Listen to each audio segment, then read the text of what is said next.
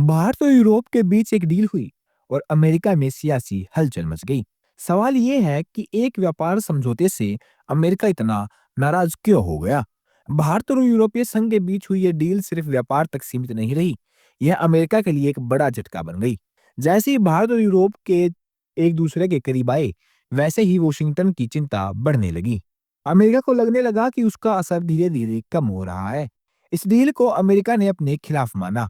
हालात यहाँ तक पहुंचे कि अमेरिकी राष्ट्रपति डोनाल्ड ट्रंप की सरकार में मौजूद स्कॉट बेसेंट ने यूरोपीय संघ पर सीधा हमला बोला। उन्होंने कहा कि यह डील यूरोप की दोहरी सोच को दिखाती है। उनके मुताबिक यूरोप यूक्रेन को लेकर बड़ी बातें करता है, लेकिन असल में वह अपने व्यापार को ज्यादा महत्व देता है। अमेरिकी न्यूज चैनल सीएनबीसी को इंटरव्यू में स्कॉट बेसेंट ने कहा कि वह यूरोपीय संघ के रवैये से बेहद निराश है। उन्होंने तंज कसते हुए कहा कि एक तरफ यूरोप यूक्रेन के समर्थन की बात करता है और रूस पर रोक की बात करता है, लेकिन दूसरी तरफ वह भारत के साथ मदर ऑफ ऑल डील्स जैसा बहुत बड़ा व्यापार समझौता कर रहा है। बेसेंट के अनुसार असली परेशानी यहीं से शुरू होती है।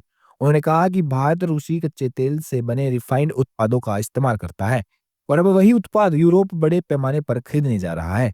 इसी पर उन्होंने साफ कहा, यूरोपीय देशों को जो उनके लिए सही लगे वह करे, लेकिन सच ये है कि उनका यह रवैया बेहद निराशाजनक है। स्कॉट बेसेंट ने बताया कि अमेरिका ने पिछले साल भारतीय उत्पादों पर 25% अतिरिक्त टैरिफ लगाया था।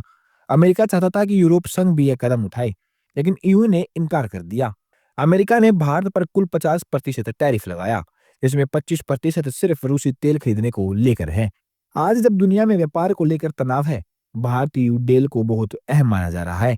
इस डील का मकसद यूरोप की अमेरिका पर निर्भरता कम करना और एशिया में अपनी पकड़ मजबूत करना है।